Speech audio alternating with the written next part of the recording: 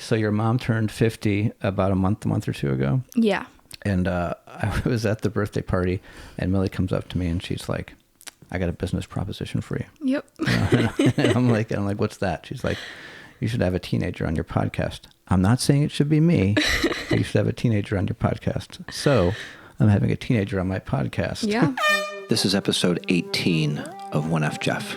The number 18 is unique because it is twice the sum of its digits, and it is widely recognized as the legal age of adulthood in many countries. In Buddhism, it is associated with the 18 arhats, enlightened followers of the Buddha, while in tarot, card 18 is the moon, symbolizing intuition and cycles. Apologies for the delay on this episode. I have been harboring a cold for the last 2 or 3 days, a nasty cold at that. I haven't been this sick for probably a year or two. So if my voice sounds strange or if I sound phlegmy, I apologize for that. Being sick makes you just slow down a little bit, which isn't really something that I necessarily needed right now. Although I suppose one could argue that me getting sick is the universe's way of telling me that I needed to slow down a little bit. Although I'm not sure that I was going all that fast. So, confusing signals from the universe these days. So, yes, that is why this episode is coming out on a Thursday instead of a Tuesday, because I have been under the weather, as they say. Anyway, today's guest is Millie Matajasic. I met Millie in a hospital room in New York City when she was maybe, a day old, I guess. And now, or when I recorded this interview, which was about a month and a half ago, I guess, she was about to turn 16, but now she is a full-fledged 16-year-old in high school, junior in high school in San Jose. It's amazing to see your friends' kids get older, particularly when they get older in such a wonderful way, Because you worry, right? You worry when your friends have kids that they're going to grow up to be assholes. Maybe that's just me, but I feel like it's not just me. I feel like some people, But, fortunately, Millie has grown up to not be an asshole at all. She's grown up to be a remarkable young woman. And an interesting combination of both Kirsten and Ryan, who are two of my oldest and dearest friends. Like, she's this unique amalgamation of my favorite parts of both of them in one person, and then she's also like her own interesting person on top of that, if that makes sense. So anyway, this conversation was super fun, and I think you're going to really enjoy it. And it's my first teenager that I've had on the show, which is also fun. So you get a new teenage perspective on existing in this year of our Lord 2025. Right? Before the interview, though, I do have a question for my listeners out there. I look at these metrics of my podcast, and I notice that there's a lot of people from Miami, Florida, listening to my show. Like, it's the third biggest city for listeners. It's like Columbus, which is where I am, which makes sense, and then Cleveland, which makes sense because that's where I grew up, so I have a lot of relatives and stuff there. And then Miami, and I don't believe I know anybody who lives in Miami. So if you are in Miami and you are listening to this, please shoot me an email at 1fjeffpod@gmail.com and let me know what brought you to the show. I'd like to solve that mystery. For first listener from Miami who emails the show gets a prize. I'm just going to keep bribing you to engage with the podcast with prizes. Is that a good way to build an audience? I don't know. I'm doing the best I can with what I've got. So yeah, the first person from Miami to email the podcast gets a prize. And there was, I believe, another prize that I promised in the last episode with Chris, the bonus. I forget what that was, though. I think it was taking a photo related to the podcast and sending it in. I have too many prizes now to keep track of. That's funny. Anyway, as always, thank you to all of you wonderful Patreon subscribers for supporting the show. I've gotten some more new subscribers, which is wonderful. Slowly but surely growing a nice Patreon thing there. I will be adding some more new bonus content to that in a day or two. Me rambling about something or other. So if you'd like to hear that, you should subscribe to that page, that Patreon page of mine, by going to patreon.com/1FJeff. Maybe you've been thinking about doing it for a long time. Maybe every time you listen to this podcast, you're like in the car driving and you're like, oh, when I get home, I should subscribe to that Patreon. Well, write yourself a note on your phone. Put a reminder. Whatever it takes. But please do subscribe to that Patreon page because I'll be honest with you, I am presently unemployed. So, whatever support I can get through the podcast is really helpful at this juncture. And yeah, that's all I've got. I'm really trying to make it worthwhile to you guys as well as to me guys. So please do subscribe to that. Patreon.com/1FJeff. Thank you again. Thank you for listening. Thank you for being here. Here's Millie. I went to my nail appointment. How was the nail appointment? It was good. My nails turned out really nice. Which ones did you get? The M24s or what was it last night? Yeah, they're Gel X. Gel X. What does that mean? It means I don't know. You don't know. Okay. Yeah. But they're your birthday nails because you're turning well, actually let's go. So I'm here with Millie Matajasic. Mm-hmm. I've known Millie most of her life except for the first, I guess, day and a half or 3 days, however long it took your mom to allow me to come actually visit you. But when I came to visit you in the hospital, she would not allow me to touch you because germs. So obviously not. Yeah. Even though there was like hand sanitizer and all that. But yeah. Still a little bit confused about that one. Yeah. Yeah. I'm going to let her have that her whole life. Mm-hmm. But who knows what could have happened had actually held you when you were a child, when you were like an infant, because you could have turned out, so different. Yeah. True story. I'm sure. Yeah. And then I ran into, so your mom turned 50 about a month or two ago. Yeah. And I was at the birthday party and Millie comes up to me and she's like, I got a business proposition for you. Yep. And I'm like, what's that? She's like, you should have a teenager on your podcast. I'm not saying it should be me, but you should have a teenager on your podcast. So I'm having a teenager on my podcast. Yeah. It's a good business proposition. Mm-hmm. Good business proposition. It took a lot of thinking. Yeah. So tell me about Millie Matajasic. Let's see. So I was born in New York. I was born in Manhattan, where my parents were living at the time. They always call me Manhattan Millie. Do they really? Yeah. Oh. I lived there until I was like 2. How do you feel about being called Manhattan Millie? I don't know, because I don't have any memories from Manhattan. So you don't remember any of it? No. I mean, wow. I was 2 when we left, so. Yeah. I don't think I can remember anything before like 3 or 4, so yeah, that checks out. Yeah. All right, so go ahead. So yeah, we came over to California, and I've been here my whole life now. I don't know. I'm going to be a junior in high school this year. So like you said, I'm a teenager. Yep. Yeah. Yep. You're about to turn 16. 16 years old. About to learn how to drive a car. Or learning how to drive a car. Learning how to drive a car. My parents say I'm a good driver. You seem to be a good driver. The few instances I've ridden with you, you seem to be a good driver. Yeah. You've already got the aggravated part down. Yeah, just so that's good. touch of road rage. It's okay. Yeah, you really got to let go of that because that's not going to serve you well in life. It probably won't. No, because it's just going to stick with you. So I'd say, like, I'm still struggling with it and I'm 51. So, and it doesn't make me happy. So if you're just about to get your driver's license and you're already struggling with it, I would say try to nip that in the bud. Okay. Like now. Okay. Yeah. Deep breaths.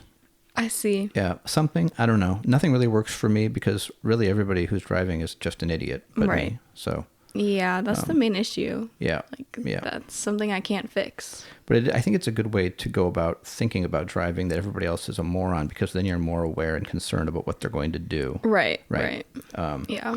But feeling like you're the best driver maybe isn't the best way of thinking. Seems to be everyone's mindset, though. It is. Unfortunately. Did you have to go to like driving school? Yeah, I had to do a couple lessons. Oh, really? Like in the car, or was there like a simulator? It was in a car. It was like a special car that had like student driver written all over it. Yeah. And she has this pedal and the brakes on her side? Yeah. It was actually men both times. Oh, was it really? Mm-hmm. No, mine was a woman. Yeah. Did they ever have to do it? Did they ever have to take over?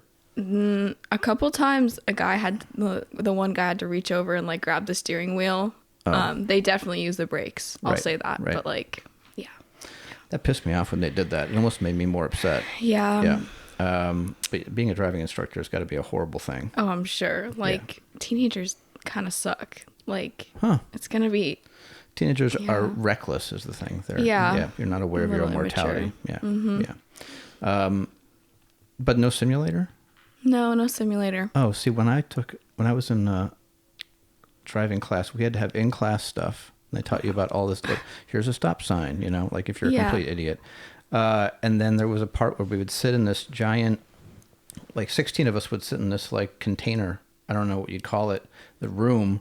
And they had all of them had steering wheels and pedals. It was very janky, and they would show like a movie, and it was like it would record your reaction time. It was stupid. Wow. Yeah, but none of that anymore. Yeah, things are different now. I took driver's ed online because my school, a lot of schools don't have driver's ed anymore. Wow. So my course was like an online course. It's like equivalent to 30 hours of like in classroom time. Huh. It was so quick though. I did it in like a road trip. Huh. Yeah. I wonder if it's a state thing. Yeah, I don't know, because pretty Yeah. much everyone I know, like going to different schools, they all had to do it online. Oh. So, Because like Alaska, you can get your license, I think, when you're 14. wow. Yeah. Wow. That's young. It seems very young, doesn't it? Like your brother could drive in, 2 years? Yeah. Yeah, no. We'll cut that out. He won't listen to this podcast. No. Maybe he will in like 10 years. And he'll And he'll still be offended. Right, he'll still be mad about Yeah.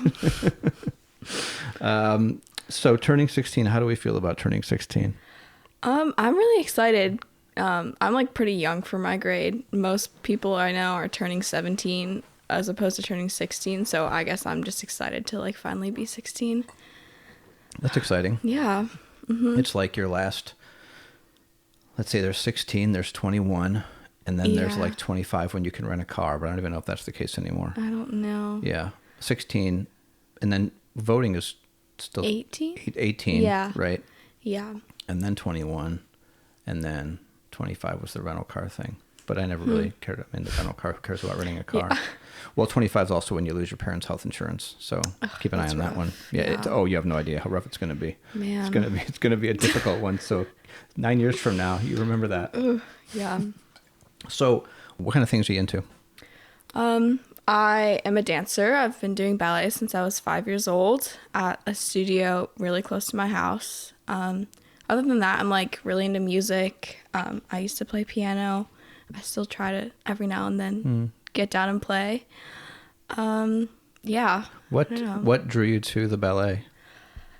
I don't remember what necessarily started it. I'm sure it was one of those things where my parents saw me like dancing in the living room and then they were like, oh, let's put her in ballet class. Right, I can see your mom. And yeah. Look right. at, she loves dancing. Yep. Let's put her in ballet. Yep.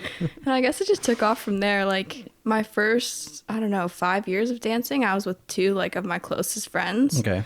So I feel like that probably was part of it, but then they don't dance anymore. So I kind of took that into like my own hands after the pandemic, I think.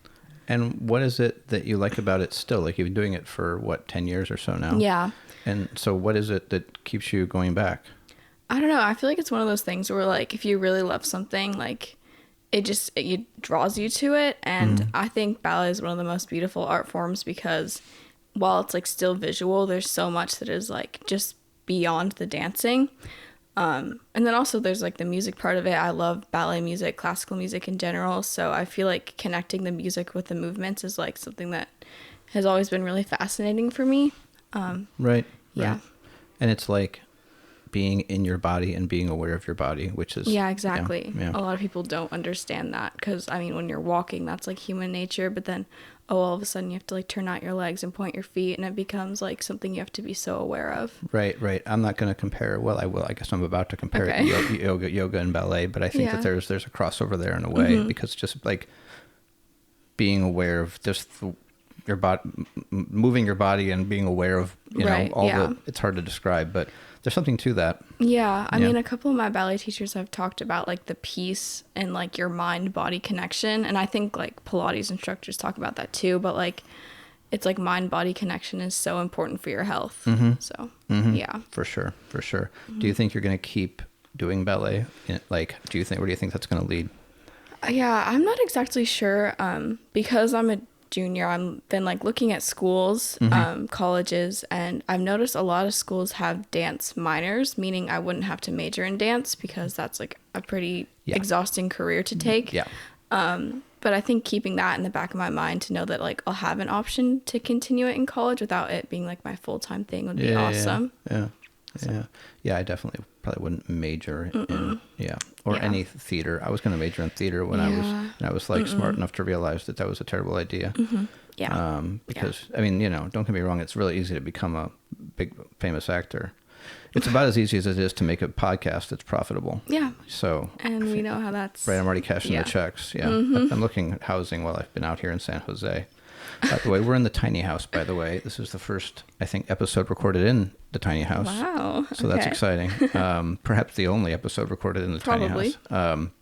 Unless your mom comes back and is like, I want to record an episode too.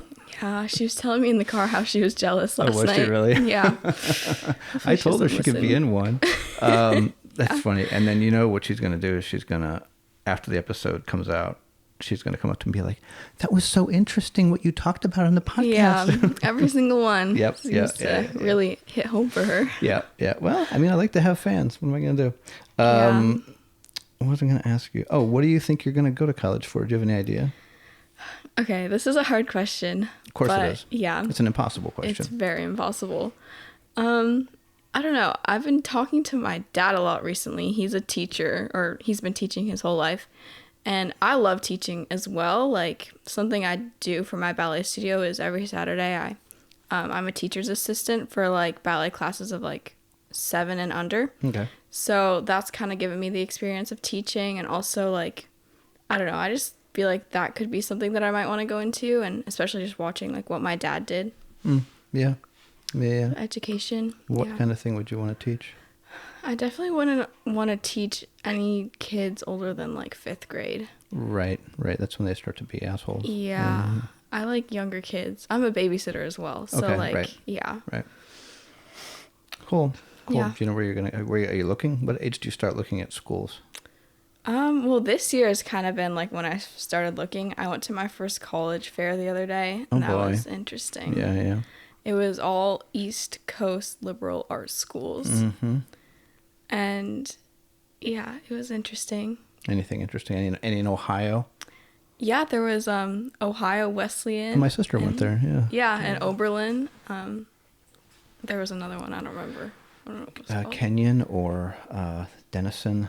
Probably. One of these. There's some very expensive and very nice schools in Ohio. Yeah, I'm sure. But then you're also in Ohio, so. Well, yeah. Your grandpa would love it. So. Oh yeah, he would offer. He already offered to do my laundry if I go to Oberlin. That's the only offer he gave you? Well, and he'd give me a car, he said. Well, there you go. I would lead with give me the car and then the laundry. Yeah. Laundry is like, would be so nice. Oh, you don't like to do laundry? Your dad seems to do a lot of the laundry, though. Yeah, he does. He does most of it. Yeah. It's going to get worse as you get older. You have to do it all yourself.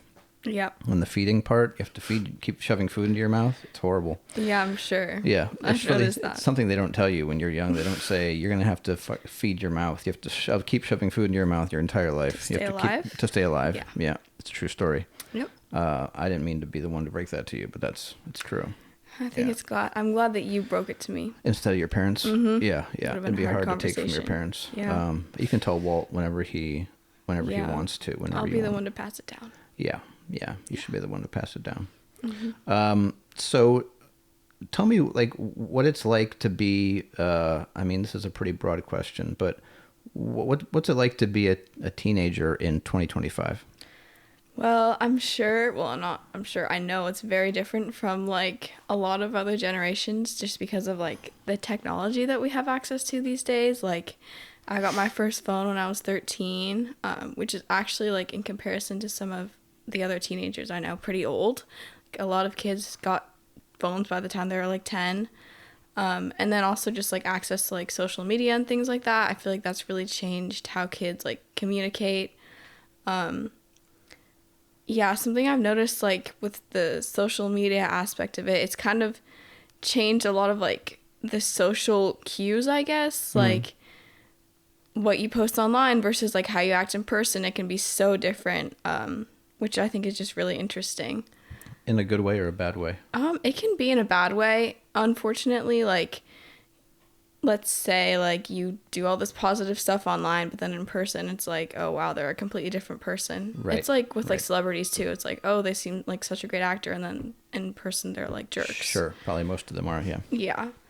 So, yeah, I feel like that's definitely changed it a lot. And then, yeah, I don't know. Do you think it's a broad like a question. overall good? Do you think the social media thing is, I mean, that's probably the biggest difference between. Yeah.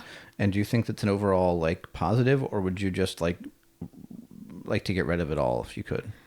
I do think there is, like, definitely positive aspects to it because, I mean, it just keeps people so connected. Like, you don't have to live close to anyone at all to stay connected just because of, I mean, even just, like, calling someone, it's so easy now. Right, right.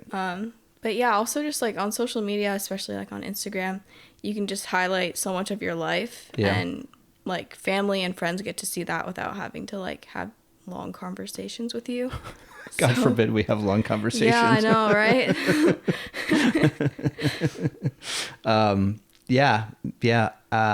Do you feel like, I mean, I can't imagine going to high school, like with social media. It seems like it would stress me out. Yeah. I mean, I was already a nerd. I wasn't kind of a nerd. I was a nerd. And I don't feel like that would go well for me. But maybe not. Maybe I'm just, I don't know. It just seems like people are like curating their lives, right? Yeah, that is one part of it. It's so curated online. Yeah. It's just like your highlight reel of your life. Yeah. Yeah. And I feel like a lot of it is people actually like living their lives for Instagram as opposed to living their lives for living their life. life, right? Going to a concert and so forth, and everybody's filming it, and you're Right. thinking you're not going to watch that later. That's you're never very going to watch different. that ever again. Yeah. You're just blocking my view of the concert, and yeah, Yeah. that drives me nuts. I mean, I know a lot of schools, like my school in particular, they like banned phones. So that's like good. my phone has to be in my backpack all day. We don't have lockers, so it's not like that, but like my phone has to be away all day. I mean, some schools, they do use their phones, and I find that really surprising. Like, they need, like, school apps on their phones in Oh, order really? to do school. And I think that's just really surprising, and I feel like it's, like, putting, like, behavioral issues of, like, I don't know, like, scrolling on TikTok during class. For like, sure, that because you just- don't know whether you're looking at the phone for the school or Right, yeah. yeah. I don't know, that could get tricky. So I'm honestly kind of glad that my school has that rule. Do people cheat? Yeah, definitely. Like, in the bathroom and stuff, it's Right. so easy to just, like, take out your phone, but yeah. Right. I have to take a shit, and then Yeah. you're in there for 20 minutes. What happened to Julie? Oh, she's constipated. I don't know. Yeah. I don't know where that went. Yeah. So tell me about your school. You go into a pretty interesting school. Yeah. So my school is called Hillbrook. It was a kindergarten through 8th grade school in Los Gatos for 85 years. And then just the year that I started 9th grade, they opened a high school. So my class will be the first class to graduate the Hillbrook High School. Oh, wow. Yeah. I didn't know that. That's exciting. Yeah. And what's different about the Hillbrook High School as opposed to, I don't know, like a public high school, wherever else Yeah. you were going to go? Yeah. Well, the big notable thing is it's small. Right. So, like, my class has just under 50 people. Wow. And the other thing is, like, the big thing at my school is it's all, like, project-based. Okay. So a lot of my teachers try and stay away from tests. Like, while we do still have tests, part of our finals are always, like, a big project that always has some type of creative element in it. Right. And I feel like as a creative person, that's really great for me. Sure. Because it lets my mind do other things than just, like, scribbling down a multiple choice test. Yeah. Yeah. There wasn't a lot of that in my high school. 50 people, though, in your class, that's like that could go either way. Because Yeah. you probably know every single person pretty well. Yeah, I do. Yeah. Yes. Which, in a way, is like, could be a positive thing if you like the people. But if you don't like the people, it could be, I guess, a Yeah, bad it's thing. different. But it is interesting in the sense that I was talking about this over the weekend. High school is the only time that you're like with the same group of people every single day, almost for 4 straight years. Yeah. It's kind of crazy to think about because you won't have that. I mean, you'll have work, but that's not the same. Yeah. So, Yeah. I mean, my class sizes range from like 13 to like 20 people. So Wow. I don't know what it was like. What was it like for you in high school? My class was about 300 or 400 people. Mm-hmm. And its classes were probably like 30, 40, something like that. 30 Okay. would be about average. Yeah. Yeah. Yeah, so that's different. Yeah, and it was like tests and all that stuff. We had some creative stuff. Yeah. Right. But not, it wasn't like, theater wasn't really I mean, the theater we had was like at another school because there wasn't even an auditorium at the high school. Yeah. Yeah. I see. Yeah, not great.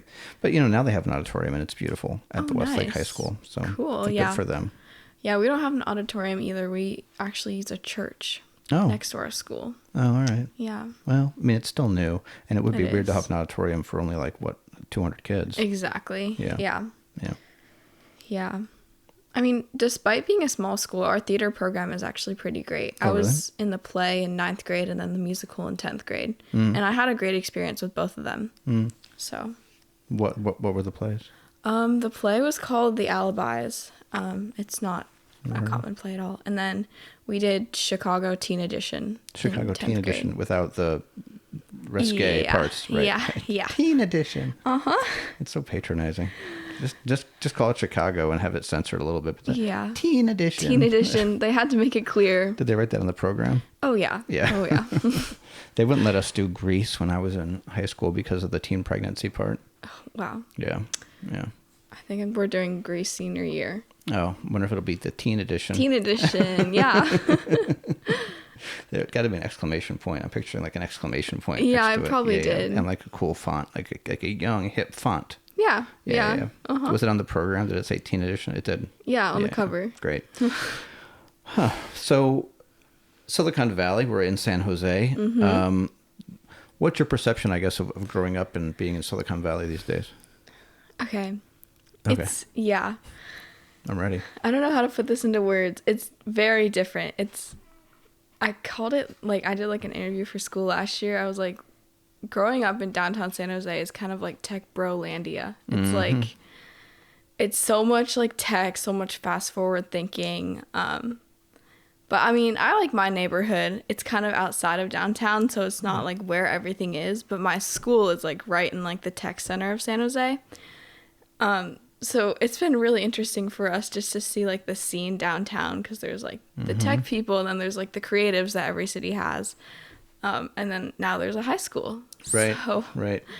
it's kind of interesting to throw high school students into a setting like that. Yours was the first high school in downtown San Jose? Yeah. Oh, wow. Yeah. I didn't know that. Oh, that's pretty cool. Yeah. But yeah, growing up here, I mean, I've enjoyed it.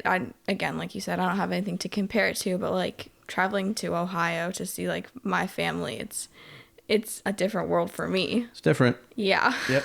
It's different. It feels so much more spread out because San Jose is pretty highly populated. Right. What's the first? This is an odd question that just occurred to me. What's the first time you remember me? It was probably that first trip that you took out here. Here to this house? Yes. Not to Sunnyvale or Sunnyside or whatever that was called. No. Wait. I feel like I do remember you visiting Sunnyvale. But like I don't think I grasped who you were. Right. Until you came when I was like 11. Yeah, that would have been 20 when 20? right when the tiny house got built, so 2019. Yeah, 2019. Okay. Because I was the first resident or guest in this house. Yes, you were. I remember that trip. Yeah. Yeah. Yeah, with the ex-girlfriend that we won't talk about. Okay. Yeah. Okay. It didn't go well. I see. You live and you learn. Right. Yeah. Right. Are you have any relationships? No, not anymore. Not anymore. Yeah, dating is another thing that's changed so much because there's new like terms as in like situationships. Oh, I've heard of that. So I've had 2 of those. How does one define that in high school, I guess? Okay. So my first one, for example, he asked me to homecoming. Okay. And then we kind of just kept quote unquote talking for a couple months after, and then nothing really happened of it. Okay. I mean, like we never were like dating. Right. Is what I would say. And then more recently, at the end of the school year, I think, a guy like asked for my number, and then we were kind of talking in the summer, but then that also didn't work out. So And these are people you're going to see again next year yeah, in the 50 people. yeah, So that's 2 out of 50. And there's how many? It's like 25, 25? about yeah. Wow, that's really weird. Like so it's now down to 23 guys left. And you probably only there's probably only a handful that are even, yeah. The pool is not very big for me. No, that's tricky for high school. But maybe that's actually a good thing. It probably is. Yeah. My And dad's happy about it. I'm sure he I'm sure he is. Yeah, I'm sure he is. It's going to be hilarious when you bring home your first boyfriend. That'll be be a funny one for your dad. Yeah. Yeah, he met both of my situationships. Oh, he did? But like the first one, he could tell it wasn't going anywhere because I did not like this kid at all. All right. The second one, I think, was when he was a little more nervous because he could tell that like I actually liked him. Mm-hmm. And it was really awkward. Mm-hmm. I mean, like my parents met his parents too. It was just Oh, really? Wow. yeah. It was probably just as awkward for them as it was for you. It was pretty bad. Yeah. Yeah. I wish I could have been a fly on the wall for that one. It would have been really funny. Yeah. Yeah. I have so much of your parents' life documented that I feel like Dang, just yeah. add it to the. You get to see the tapes. Give it 10 years or so. Once you're. Yeah. Yeah. Once you're in an age where your parents won't get very mad at me. 25? Maybe 25. Yeah. Yeah. Okay. Yeah. There's some good ones in there though. There's some classic bits. What do you think of your parents? I like them a lot. Yeah, me too. I have a good relationship with them, I think. Yeah, I it like seems like it. hanging out with them. Yeah. Yeah. Yeah, you guys seem like a very, like, compared to the family dynamic that I had, which wasn't terrible. It just wasn't as, I don't know, as close and as friendly and as, Yeah. that yours is. But I feel like Kirsten's family always kind of felt that way to me, very much like. Yeah, I'm sure. Yeah. Ryan's not, your dad's not No. as much. A Yeah. little bit of weirdness going on there. Yeah. There's not- different family dynamics of like the reunions that I've been to. Oh, right. With both families together or just one side? Just like the separate, like one side Oh, okay. versus the other. And what's the nature? What's the vibe? Well, my mom's parents are divorced, but my grandma, her mom, just lives in Florida alone. Right. So there's that. But then like my family in Ohio, like my mom's dad, it's a good family. I always like hanging out with them. They're all super nice and yeah. And then there's my dad's family. It's just a little different because like you said, like there's some weirdness going on. I obviously still love them and I still love hanging out with them, but it's very different. I had a crush on My aunt, right? yeah, Sheila? Yeah. Uh-huh. Yeah. A long time ago. Yeah, my dad told me that. Oh, she did. Yeah. She was my partner in your parents' wedding. Yeah. Oh, wow. Yeah. I'm sure that was exciting. It was, but also not. And I don't remember why. Yeah. I wonder if think she was with my uncle by then. I don't think she was, but for some reason I might have been dating somebody. I don't know. Not that it would have ever worked out. Right. But nevertheless, I think she actually found when I went to SCAD, she actually helped me get an apartment there. Doesn't matter. Oh, yeah, Yeah. because she works there. Yeah. Wild. Cool. Yeah. Yeah, I like your parents too. Yeah. It's nice we lost touch for a bit. It's nice to be Yeah. able to come out and see you guys and meet the family and know you guys all so well. Yeah. Do you think you're more like your dad or your mom? I feel like I'm more like my dad. Okay. There's just more similarities there. Like, my mom is very extroverted, and I'm just not like that. I'm pretty quiet in, like, a normal setting. I'm definitely an introvert. I value my time alone. Right. I think my dad does, too. Yeah, for sure. Yeah. For sure. How about your brother? Tell me about your brother. Wow. He won't. He's quiet, too, but in a different type of quiet. Yeah. I feel like he is definitely still introverted, but yeah, actually, I don't know who I'd compare him to. Yeah, I don't know either. I think we'll find out probably in like the next 5 years. Yeah, because he's just below that age where he's like had like a real personality. He's starting to become himself. Yeah. And I'm very interested to see what himself looks like. Yeah. Yeah. Or what middle school / high school will do to shape him. Right. Middle school is a tough one. Oh, yeah. That was like the worst middle school. That was when the kids learned to be real mean. It's the worst for everyone. Yeah. Well, I don't know if it's the worst for everyone. I think the people who are like the cliquey ones who learn how to play that ridiculous game Oh yeah. are not having a bad time necessarily. The ones who were making fun of people like me, and perhaps you as well, those are the ones that I think were maybe having fun, but maybe not. Maybe deep down they were Yeah. just masking their own insecurities and sadnesses. Yeah, I definitely kept to myself more in middle school. Like I had two close friends, and we were like a trio. Right? We didn't really fall into any clique. It's kind of what you have to do to survive in middle school, I think. Yeah. Yeah. But there's always like the one big group that's like the quote unquote clique. Mm-hmm. Even though like my middle school is small as well, there was that group. Right. Yeah. I ended up finding the theater stuff before middle school, but that was like, that was really what saved me in middle school was, Yeah. and in elementary school to a point was having that group where I met your mom. Yeah, I'm sure. Yeah. When I was in middle school, I have this distinct memory, and it's an unfortunate memory, but I remember I had a crush on this girl named Jennifer Swisher. She's not going to, I mean, if she listens to this podcast, That'd be I would really be amazed. funny. It'd be very weird. But yeah, but I had a crush on her, and I remember sitting in lunch, and I was like all by myself, and I was like writing her name on a piece of paper. You know how you do when you're young and you're in love. And then I just, but the end of the thing, I think I just threw the piece of paper in the garbage. Yeah. So the next day at homeroom, somebody had pulled the piece of paper out of the garbage, and it was Dang. like, I love Jennifer on it. And I'm like, it's very embarrassing. Not good for my social status whatsoever. Oh my goodness. Yeah. Wow. Yeah. Needless to say, we never ended up dating. Mm. Yeah. She didn't really look at me very much the rest of the year. No. Yeah. Yeah, middle school relationships are weird. I remember like the few that I witnessed in my middle school were just so awkward. Yeah. Yeah. It seems too early, perhaps. It's way too early. And usually it's the age where like the boys are still like not understanding and the girls are starting to understand. Like the girls are always kind of first. Yeah. Yeah. Yeah, I know. I remember having my first like real crush in 6th grade, Right. and my brother going into 6th grade. But I just can't picture him like grasping at that topic yet. Right. Yeah. I wonder. No, I don't see your brother as being into girls No. yet. No. Yeah. You never know though. Right. Yeah. Could happen. I mean, he's definitely a leader of men. Yeah. What's your favorite song? My favorite song. Yeah. Wow. Okay. Uh-oh. I'm trying to think. I like a lot of music. Let's see. Right now, Did you hear Taylor Swift's got a new album coming out? Did you see that? yeah. Yeah, pretty exciting. You don't like Taylor Swift anymore? No, I'm not really a fan. I've never been a fan. Oh, well, la-di-da. I'm too good Yeah. for Taylor Swift.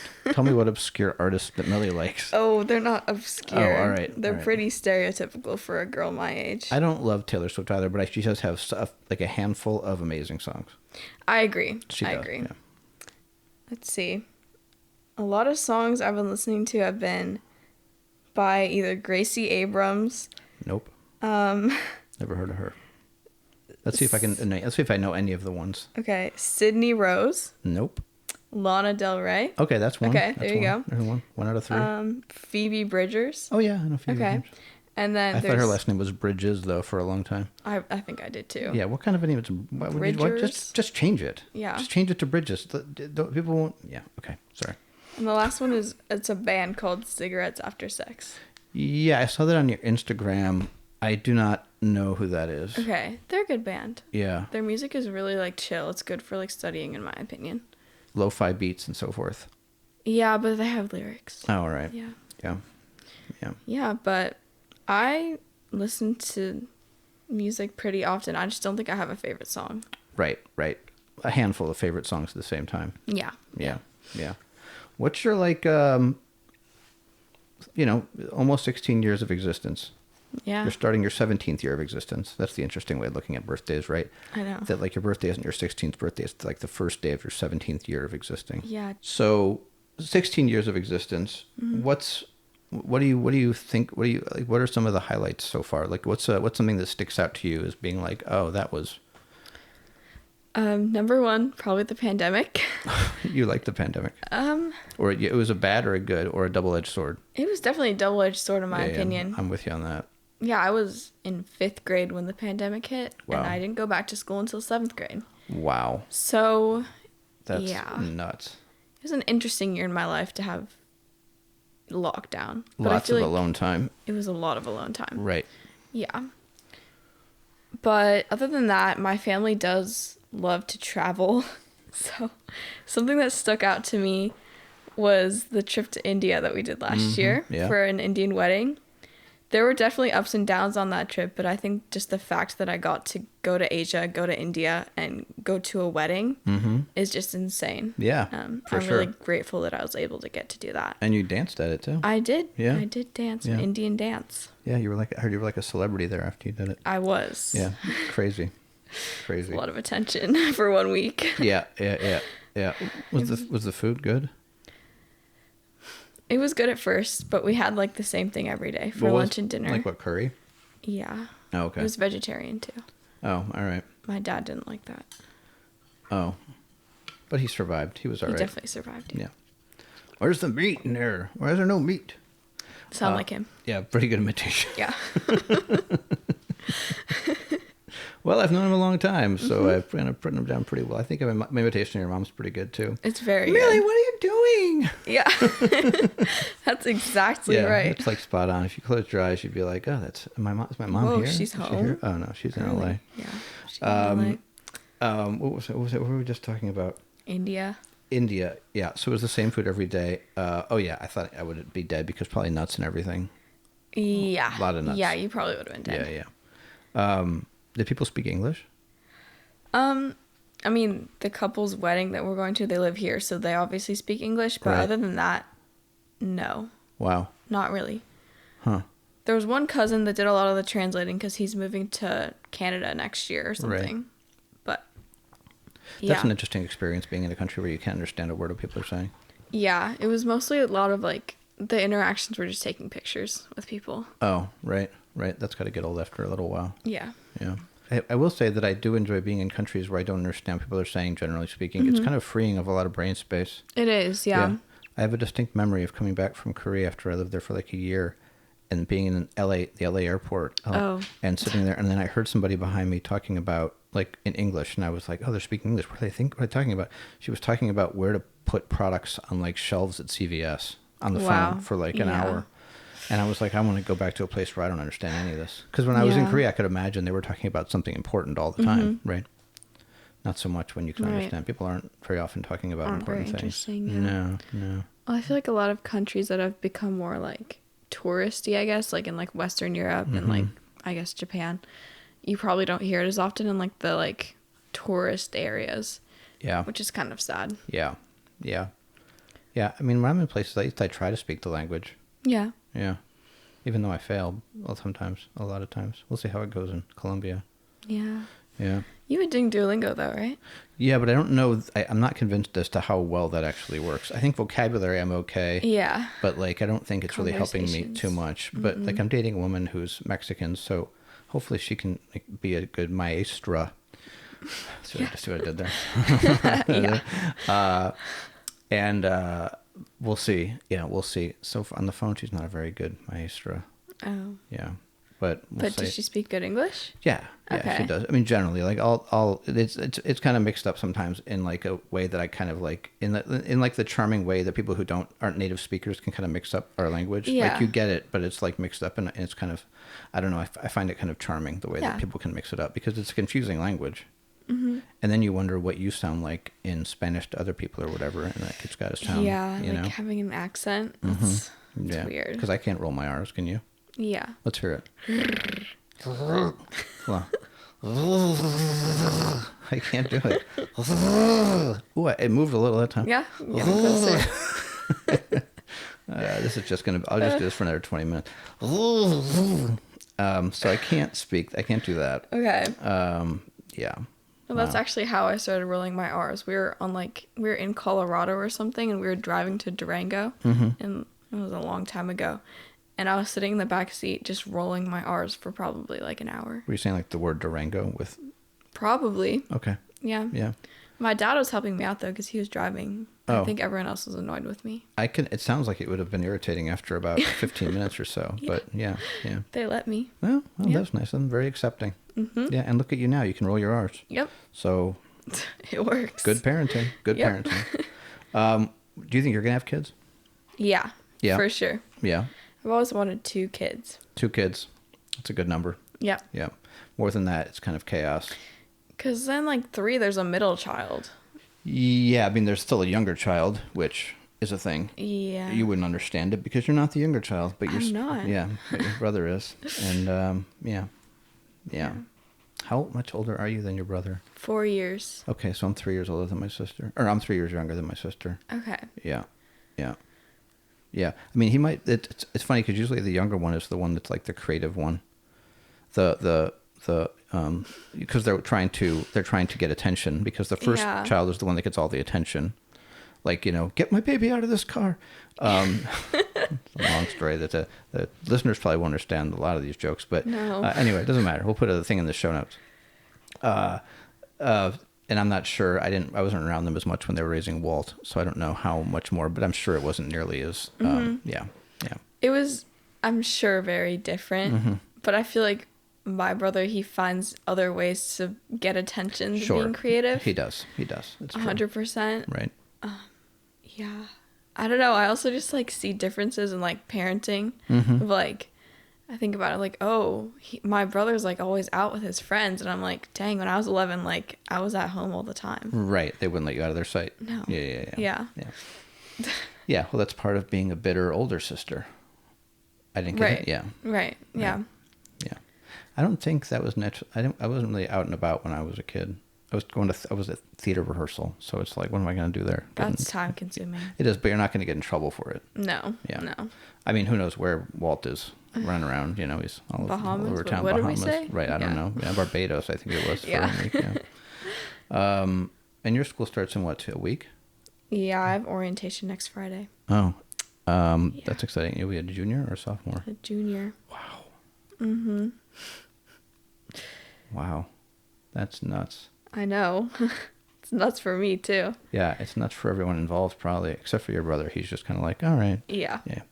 Where do you see yourself in, like, let's say 10 years? Where do you see? Okay, 26. I see myself out of school. I don't plan on doing more than 4 years of college. Okay. It's a good plan. I want to move somewhere else. It's probably not actually like gonna happen, but I don't really want to live in America. Like, I want to move somewhere like Europe. You could make it happen. Yeah. I mean, you could at least go and live. Like, I went to Korea and taught there for 2 years. You can do that, something like that.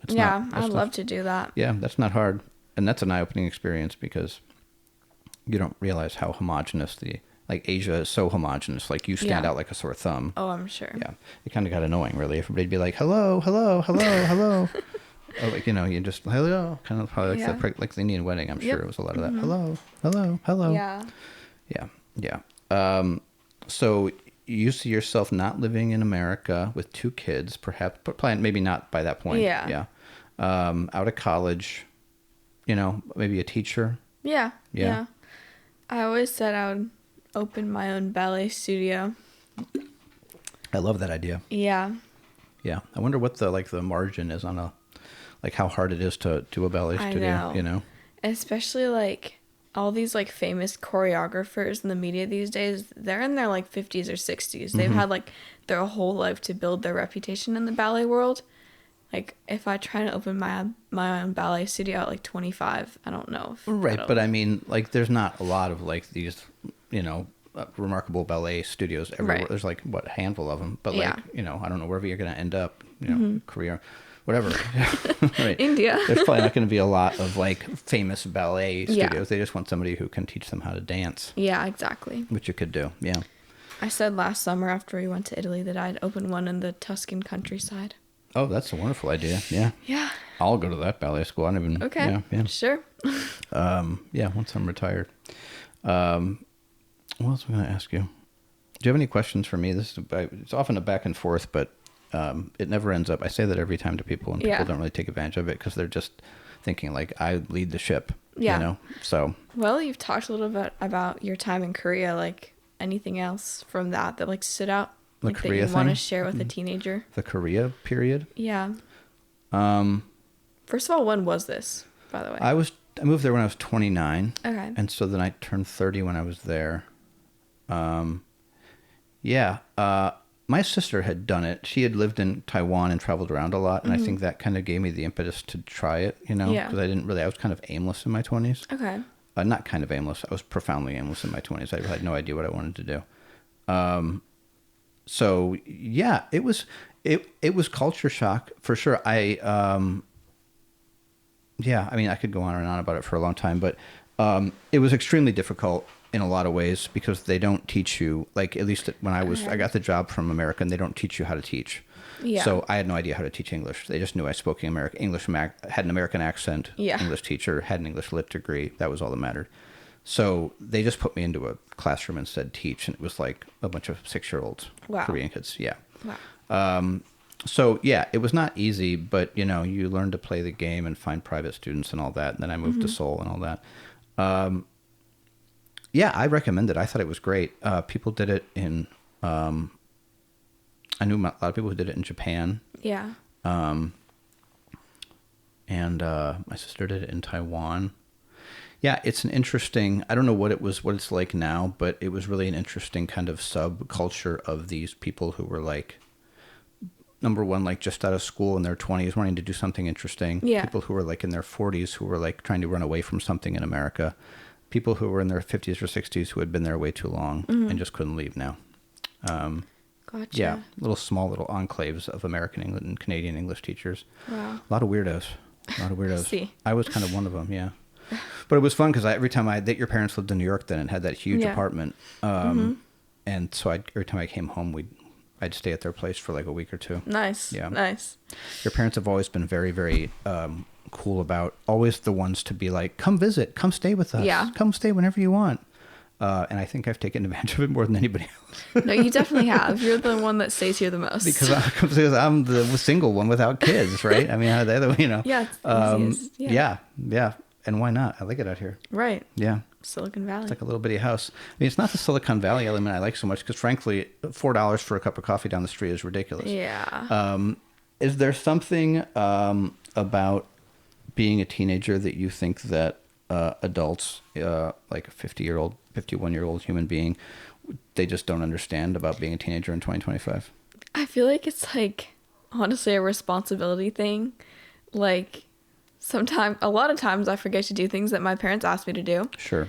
And my parents are like we established, they're like chill, but still, like, there's a point where I'm like, it's just hard for us to like remember things.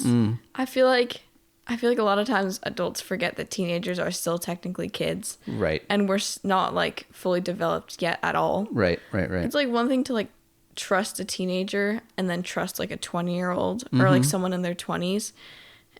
And I feel like the level of maturity is like, I do think a lot of teenagers try to make it out like they're more mature than they are. Right. But deep down, we're still just like everyone, we're still learning. Yeah. It's our first time living as well. Yeah. No kidding. Yeah. Huh, that's interesting. So are you suggesting that you're getting that you wish that there wouldn't be, I'm not saying that the word responsibility isn't right, but it's like that there should be less trust given to, how do I put it? I don't know how to put it. Like less adult expectation placed on. Yeah. Especially like upperclassmen. I've started to realize like, oh wow, they're like asking us really big life questions and we're just supposed to like, be like, okay. Right. Just be like, my brain isn't fully developed, bro. Right. Yeah. I mean, like at that college fair I went to, I mean, the amount of times I was like, what do you think you're going to want to major in? I'm like, whoa. Right. It's still summer break. Like, yeah. Give me a break, guys. Yeah. Well, that's what they have to do with those things. I mean, that's what they're trying to get people to go to their school. But yeah. Wow. You want to talk about your basketball career? Oh, yes. Let's talk about my basketball career. Yeah. I had not played a single sport except for in PE until sophomore year. I decided to join the Hillbrook girls basketball team. Why did you decide? Were you pressured into it? A little bit. Yeah. I mean, I've always been told I should play sports because I'm tall. I'm tall. You're tall. So, yeah. And then a couple of my friends did it. And I was like, okay, there's other kids on the team that haven't like played sports. I was like, I could do this. So I ended up being a 6-person team. The start of the season was a little rough. Right. I saw the first game. It was Bit of a bloodbath. Yeah, we were playing Crystal Springs, a very elite sports school in the Bay Area. Well, the name Crystal Springs says it all, really. It really does. And the location of it all, it was a lot. It was like a fortress. It like, was. Yeah. It was. Yeah. They had like a 3-story gym, right? Yeah, it was ridiculous, yeah. It's insane. Yeah. But, I thought it was a good experience. It taught me Sure. sportsmanship. It taught me teamwork, not just being like a ballerina. Sure. Although did you use any of your ballet moves on the basketball court at all? I didn't like mean to, but people told me that I ran like a ballerina, which Oh. I still don't know what that means. My dad calls me a gazelle when I run. I'm like, Oh. Huh. Yeah, that's ballerina-esque, I would say. yeah. Yeah. So I don't know. Interesting. A gazelle. I think that's what he calls me. Yeah. What do you think he looks like when he runs? Probably very, I don't know. I don't think I've seen your dad run often, yeah. Yeah. Yeah. I'm trying to remember the last time I saw your dad run. Maybe we'll make him go to the gym tonight and you can watch. Well, I don't want your dad sitting there watching. Oh, for us to watch him run at the gym? Yeah. Yeah. I thought you meant that he was going to go watch us do yoga, and I was like, I don't Oh, want your no, dad no, sitting. no, no, You can't spectate yoga. So That would be funny. Right. Yeah, like how come like other like hobbies and stuff, like there's no audience? Like for like basketball and like ballet. Well, I mean, that's a sport. What so if like they there's made like organized yoga? Yeah, I mean, there is like a yoga competition, but I feel like a Really? yoga competition really does it kind of goes against everything I understand fundamentally to be about Yeah, 'cause yoga. It's not a yeah. competition at all. It's just the thing you do to make yourself feel better. That's kind of how I feel about ballet competitions. Right, but I mean, ballet is an entertainment, so it does make sense. It'd be like a Yeah. Pilates competition would be weird, right? That would be very a bar weird. thing competition would be weird. Anything like that would be. Yeah. Although they have weightlifting competitions, but that's about Like more like getting ripped. physique and Right. like how you look. right. So But you can go on YouTube and see these like insanely flexible people that like, I don't know I don't know how they judge the yoga competitions. I've only watched but like there's literally like dudes that can like wrap their legs around the back of their head. Yeah. That's not.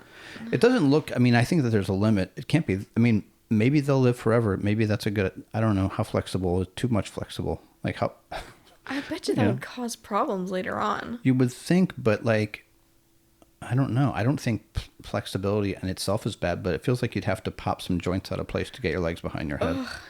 For sure. Yeah. But maybe if you do yoga if you start when you're so young, then maybe your body just adapts to it and becomes super flexible. Yeah. Or maybe some people are just like born flexible. No, there is like a genetics thing. Sure. I think. Yeah.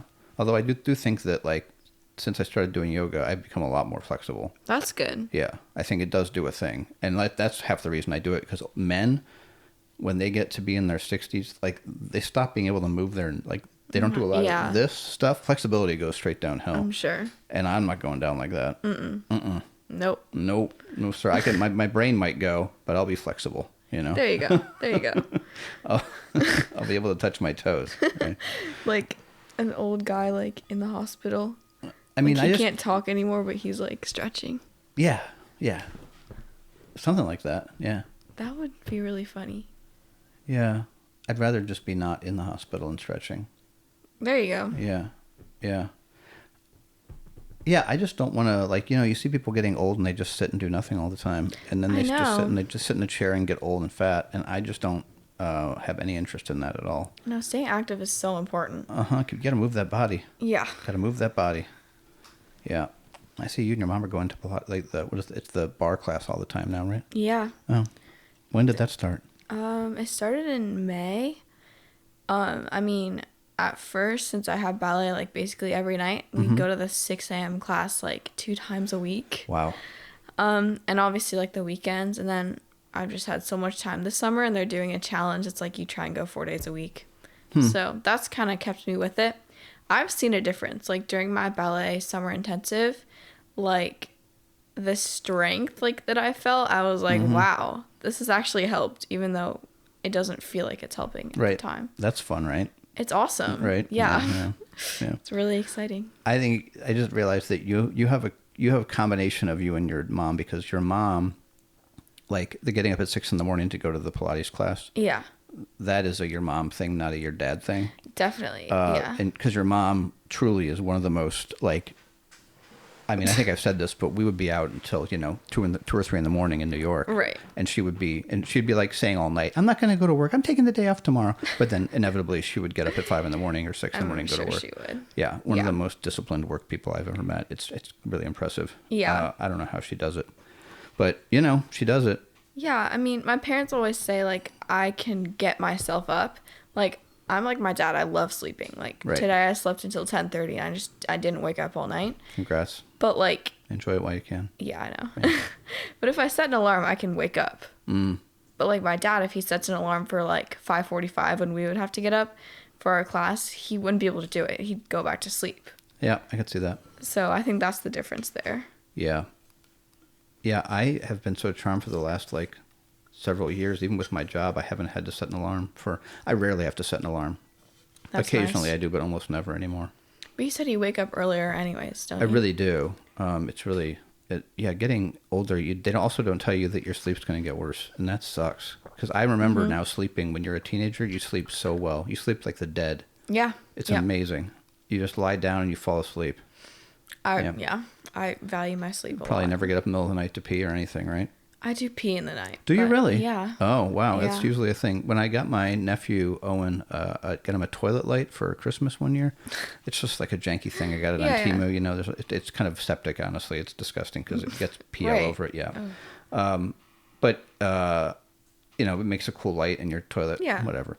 So I was like, oh, now when you get up in the middle of the night to pee, you'll be able to see the toilet. Mm-hmm. And he's like, Uncle Jeff, I don't get up in the middle of the night to pee.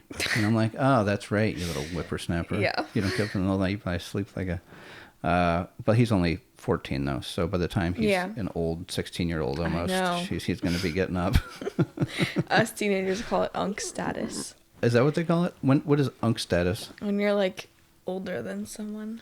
Like, I go to ballet with these girls that are going into freshman year. Uh-huh. They're like, wait, how old are you? And I'm like, oh, I'm going to be a junior. They're like, wow, you've, like, reached unk status. I was like... Unk status? Wow. I thought you had to be, like, 20 to be, like... You didn't know what the rules of the terminology were. No, I mean, Gen Z slang is so stupid. Yeah, what do you got? Give me some of this. Have you heard of the Italian brain rot? I've heard of brain rot, but not the Italian version. Okay, there's that. Do you know, like, 6'7"? What does it mean, the Italian brain rot? Well, there's a lot of Italian brain rot. Do you want to play one on the mic? Oh, is it just a type of video? Yeah, play it on the mic. Here we go. This is going to be really good. All right. I mean, I'm excited for sure. Is there a French brain rot or just No, Italian? it's just Italian. All right. Tung tung tung tung sahur, ballerina cappuccina, mi, ganganzelli trulala, giraffe, mafiosi, trallallero trallallà, porco dio e porco Allah, scimpanzini, videos, bananini, bananucci, monkeyucci, Wow. trippi troppi. I have no idea what's going on there. You should ask my brother more about that one, actually. Right. He seems much more involved in the Scrolling YouTube shorts. brain rot YouTube shorts. Some of them are good, though. He learned how to fish. He did learn how to fish through YouTube. I just know that and he's a good fisher, too, which is kind of He's a very good impressive. fisher, right. yeah.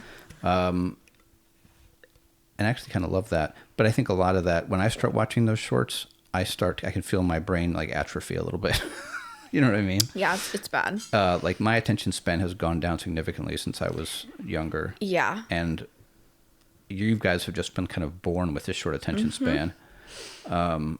I don't know that it's good for any of us. Yeah. Mine kind of scares me, the level of, like, I don't even like to watch, like, even watching like a 2-hour movie feels like a commitment. Oh, yeah. But when I was younger, I was like, yeah. I know. Yesterday when I was stuffing pillows, I put on a movie and I only watched half of it. Mm-hmm. Because I was just like, this is taking too long.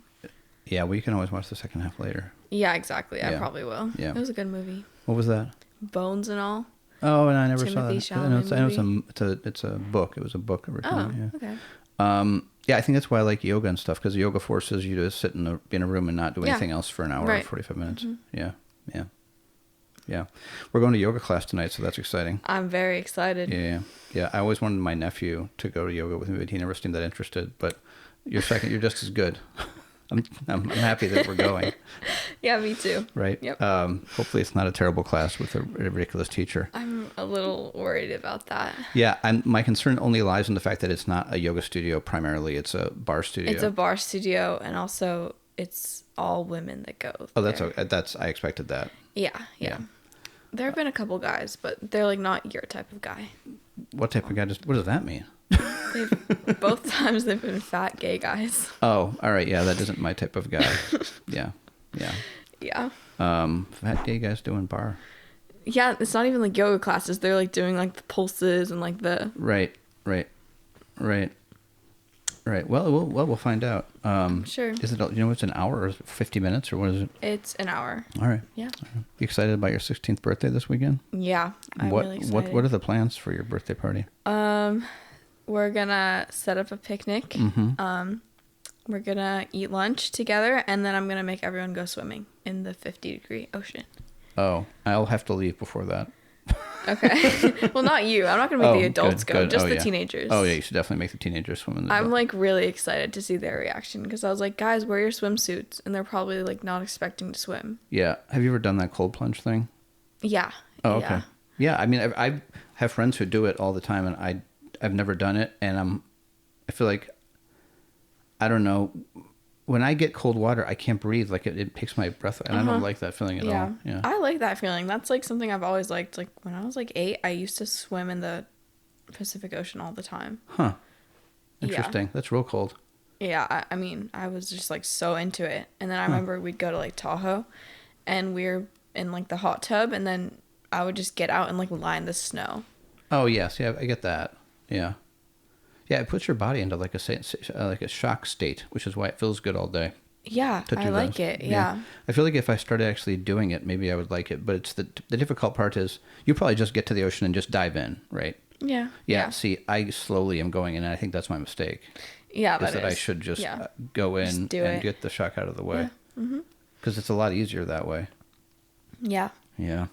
It just happened. I was at that campground, and the pond there was a chilly lake, but once you got in, it was okay. But I would just like slowly, and it was deadly. Yeah. It was painful. I'm sure. So yeah, maybe I'll even jump in the 50-degree water. Yeah. Who am I kidding? I'm not gonna. You should. Yeah. Well, we'll see how I feel. Yeah. Yeah. Oh yeah. The final question that I generally ask everybody. It's a heavy one. Okay. What do you think happens when we die? Okay. My mom always tells me I'm like really negative for saying this, but I genuinely like don't feel that anything happens. Easy for you to say from your age. Yeah. I mean, I think that's what's happening there. I think it's hard for me to hear that too. I know. Yeah. I don't believe that that's true, but I think that, yeah, I can understand why. I feel like, have you seen the movie Past Lives? Yes, is that Japanese movie? It's Korean. Oh, Korean. Very, very touching, yeah. I really liked it, and I feel like that really, like, grasped at, like, how I think about death. It's like, you necessarily aren't, like, gonna go anywhere, but, like, there will be moments that are, like, continued through your, like, next life. Huh. Yeah. That's interesting. I don't think that's necessarily a cynical or a negative way of... Yeah. But I don't know. I feel like my mom thinks of death as, like, you become an animal or something. Oh, or like, right. I don't know. Some of that stuff reincarnates is into just, an animal. like, Yeah, there's some strange... It's a lot for me. Yeah. Yeah, I don't know that I necessarily... And in fact, no, I don't believe we reincarnated into an animal. I don't know what's going to happen, but I do think that there's, like, a consciousness level that kind of probably persists in some way. Yeah. Because it is very hard to grasp the idea of finality. Yeah, I know. It's hard. And that's why people have Jesus. Right, for like heaven and hell. So that there's like a whole thing. Yeah. But I feel like working your whole life to go into heaven is just like... Yeah, no. It's so much work. No, I also don't think that like if there's like a God, he's going to be like, well, you picked the wrong God, so you don't get to go to this heaven, right? Yeah. You're even though you're a nice guy, you're a Muslim, so no, none of this, right? Also Yeah. weird though. When I was driving out here on the road trip, I saw the biggest cross in the world, second Right. biggest cross. I saw that. Yeah. And like, wouldn't it be like if you're Jesus that would. and you would came be back so to Earth, weird. like, and there's the object of your Death. crucifixion is Yeah. everywhere in the world. I'd be like, what on earth is going on? It's everywhere. And then you go into the places where they're supposed to be worshiping you, and there's your dead body I hanging know. on a cross. It's Like, really we sad. just learned to accept that. It's such a Yeah. strange iconography that's going on in the Catholic Church and Yeah. the Christian Church. Yeah, Oh yeah. yeah. I don't know. I'd be freaked out. I would go back. I'd be like, I'm not. No, that's no, just insane. Not working out. Yeah. Okay. Got the God question. Anything else? I don't think so. Millie, thanks for coming on. Thanks for suggesting having it. me. Yeah. I was really excited. I've been looking forward to this. Is it your first podcast? Yes. Oh, well, that's I exciting. made some in middle school, Oh, but did you? like Yeah. this is my first real deal thing. Oh, well, thanks for coming on. It was super fun. Yeah, I agree. All Thank right. you. Thanks. And that was Millie Matajasic bringing some 16, well, in this case, almost 16-year-old energy and insight to 1F Jeff, the podcast. Thank you, Millie, for pitching yourself to the show. I appreciate that. If anybody else would like to pitch yourself to the show, I'm open to being pitched. I hope you enjoyed listening to our conversation as much as I enjoyed having that conversation. It was very special. You can follow the show on Instagram at 1FJeffPod. You can email the show at 1FJeffPod@gmail.com. You can also call the show and leave a voicemail message at 669-241-5882. That's 669-241-5882. All these will be in the show notes. I was about to have another prize, but I got to stop with the prizes for a second. I got too many prizes going on. I'm going to lose track. I've already lost track. You guys have to remind me of which prizes. First person to remind me how many prizes I've got gets a prize. Patreon.com/1FJeff. If you enjoyed this podcast and or are enjoying this podcast, please go to whatever platform you're listening on and like, rate, subscribe, review. It's very helpful. Helps me grow the show, helps me build an audience, all those wonderful things. And also, pass the podcast on to a friend of yours. Do you know somebody who's curious about what Italian brain rot is? Pass this along to them. They'd love this episode. If everybody who's listening right now passes this on to one other person, I would get, let me do the math, twice as many listeners. I did that in my head. No calculator required. Look at me. Okay, I think I've had too much Theraflu. Can you have too much Theraflu? Can you overdose on Theraflu? Has that ever happened? That'd be a terrible way to go, wouldn't it? How did he die? Too much Theraflu? Whew. Got him. I don't think you can. I think you'd have to take an enormous amount of Theraflu to overdose on it. But I don't know. And I don't really want to test that boundary. It would be a sad way to go. It'd be hard for, your relatives to have to... if I do go that way, if I die from overdosing on Theraflu, please don't put that in the obit. Just put, whatever natural causes or something. Just, but don't write Theraflu. And Theraflu, if you're listening, I'm happy to sponsor your product. I do enjoy it. In spite of all the talk of overdosing. If you're a representative of Theraflu at the marketing team, please come on the podcast. Let's talk about this overdose risk. I'd love to have a deep dive there. I think that'd be a big one. Anyway, I digress. I wanted to leave you with this Buddhist meditation that I heard on another podcast. And it goes like this. I'm of the nature to grow sick. I'm of the nature to grow old. I'm of the nature to lose the people that I love. I'm of the nature to die. How then shall I live? Very good, Jeffrey.